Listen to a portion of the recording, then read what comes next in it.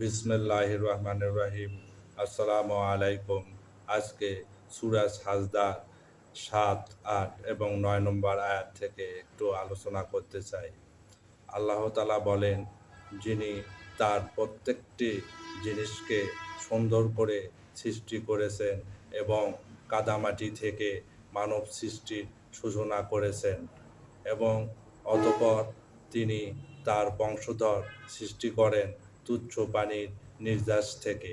অতঃপর তিনি তাকে সুষম করেন এবং তাতে রূহ সঞ্চার করেন এবং তোমাদেরকে দেন কর্ণ, চক্ষু ও অন্তঃকরণ।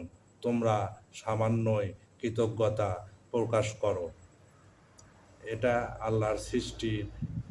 যে মানুষ সৃষ্টি করেছেন বা যে কোনো জিনিসই আল্লাহ যেটাই সৃষ্টি করেছেন, আমরা চোখ দিয়ে আশেপাশে যা কিছু দেখি, সব কিছুই তো আল্লাহই সৃষ্টি করেছেন। এই সৃষ্টি তিনি যেটাই দেখবেন সেটার মধ্যে একটা সৌন্দর্য খুঁজে পাবেন এবং কোনো প্রকার খুঁত আপনি খুঁজে পাবেন না। এই নিখুঁত সৃষ্টির একমাত্র স্রষ্টা আল্লাহ। তিনি তার সৃষ্টি সম্পর্কে এখানে বলেছেন। তার প্রত্যেকটি সৃষ্টিকে তিনি সুন্দর করে সৃষ্টি করেছেন এবং মানুষ সৃষ্টির সূচনাই করেছেন কাদামাটি থেকে। এই আয়াতটা বিভিন্ন জায়গায় আলোচিত হয়েছে যে মানুষ মাটি দ্বারা সৃষ্টি এবং এখানে বলেছেন তিনি কাদামাটি থেকে মানব সৃষ্টির সূচনা করেছেন এবং এই মানবকে তিনি রূহ সঞ্চার করে, মানে প্রথম মানব হযরত আদম আলাইহিস সালামের কথা এখানে বলা হয়েছে যে আদম আলাইহিস সালামকে মাটি দ্বারা সৃষ্টি করা হয়েছে এবং তার বিবিকে হযরত হাওয়া রাদিয়াল্লাহুকে তিনি তার বাম পাশের হাড় থেকে সৃষ্টি করেছেন। তারপরে তিনি বলছেন যে তার বংশধরদের তিনি সৃষ্টি করেন তুচ্ছ পানির নির্যাস থেকে। এখান থেকে হযরত আদম আলাইহিস সালাম এবং হাওয়া আলাইহিস সালামকে বিবাহ বন্ধনে আবদ্ধ হওয়ার পর তারা শারীরিক সম্পর্কর মাধ্যমে তাদের যে বংশধর, আমরা এই যে পৃথিবীতে আজ পর্যন্ত আছি এবং কিয়ামত পর্যন্ত আসতেই থাকবো, এটা একটা প্রক্রিয়া আল্লাহ সৃষ্টি করেছেন যে তুচ্ছ পানির নির্যাস মানে এখানে বীর্য বোঝানো হয়েছে। এই বীর্য থেকে তার পরবর্তী বংশধরগুলা সৃষ্টি হয়ে আসছে এবং কিয়ামত পর্যন্ত সে হতেই থাকবে।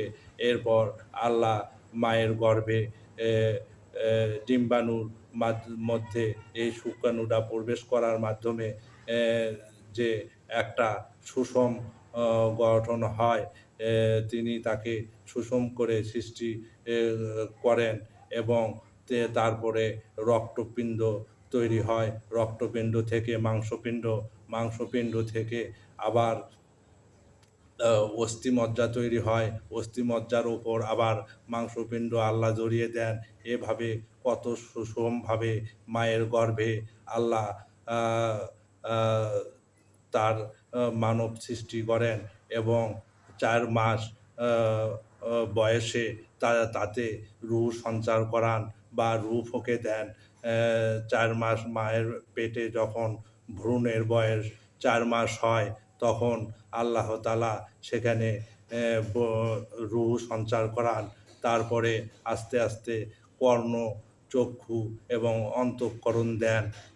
আমরা যদি আল্লাহ চক্ষু না দিত, আমরা এই সুন্দর পৃথিবী দেখতে পেতাম না এবং কান না দিলে আমরা এত কিছু শুনতে পেতাম না, আমরা কথা বলতে পারতাম না। আপনারা যারা মুক বধির তাদের দিকে লক্ষ্য করলে দেখতে পাবেন যে তারা কানে শোনে না, এই জন্য তারা কথাও বলতে পারে না। তাহলে কান অ আল্লাহ তাআলা দান করেছেন, চক্ষু দান করেছেন এবং অন্তঃকরণ দান করেছেন। মানে মন, যেখানে ভালো এবং মন্দ বিবেচনা করা যায় এবং আমরা এই মনটা শয়তান কলুষিত করে আমাদেরকে মন্দ কাজের দিকে নিয়ে যায় এবং আল্লাহ তার অ নবী রাসূল যুগে, যুগে প্রেরণ করে এই আত্মাকে পরিশুদ্ধ করার জন্য আ আ আল্লাহ তাআলা বিভিন্ন বাণী এবং তার নিয়ম নীতি এই পৃথিবীতে পাঠিয়েছেন, যাতে আমরা এই অন্তঃকরণকে পরিশুদ্ধ করতে পারি।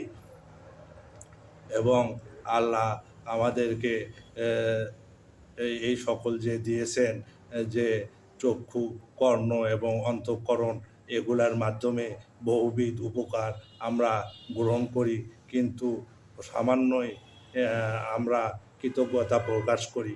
মানে বেশিরভাগ মানুষ আমরা এগুলা পাওয়ার পর এগুলার যে মহামূল্যবান অমূল্য একটি সম্পদ আল্লাহ তাআলা আমাদেরকে দিয়েছেন, কর্ণ, চক্ষু এবং অন্তঃকরণ, এর জন্য আল্লাহর কাছে আমরা কখনোই কৃতজ্ঞতা প্রকাশ করি না, এবং করলেও সেটা আল্লাহ বলছেন সামান্য কিছু মানুষই সেই কৃতজ্ঞতা প্রকাশ করে।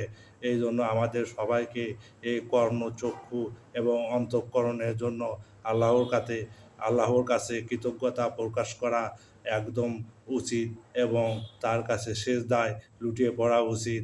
এগুলা তিনি আমাদেরকে দিয়েছেন, ইচ্ছা করলেই আবার তিনি কেড়ে নিতে পারেন। আমরা চোখ দিয়ে খারাপ কিছু করলেই আল্লাহ চোখের দৃষ্টি কেড়ে নেন না। আমরা কান দিয়ে খারাপ কিছু শুনলেই আমরা বধির হয়ে যায় না, এবং অন্তর দিয়ে খারাপ চিন্তা করলেই আমাদের অন্তর মরে যায় না। আমাদের অন্তর আল্লাহর জেকের দ্বারাই শান্তি লাভ করে থাকে। অন্তরসমূহ আল্লাহ এক জায়গায় বলেছেন যে অন্তরসমূহ আল্লাহর জেকের দ্বারাই শান্তি লাভ করে। তাহলে আমাদের অন্তরে সবসময় আল্লাহর চিন্তা চেতনা নিয়ে বেড়ে উঠতে হবে, এবং আমরা আল্লাহর যে অন্তঃকরণ দিয়েছেন সেখানে আল্লাহর জিকির আজগার দিয়ে মশগুল থাকতে হবে, এবং শয়তানকে প্রবেশ করতে দেওয়া যাবে না। শয়তান প্রবেশ করলেই অন্তর কুলসিত হবে এবং আমরা জাহান্নামের দিকে পতিত হব। তাই আমরা অন্তরকে স্বচ্ছ এবং আল্লাহমুখী করি, এবং আল্লাহর নৈকট্য লাভ করি। আল্লাহ হাফেজ।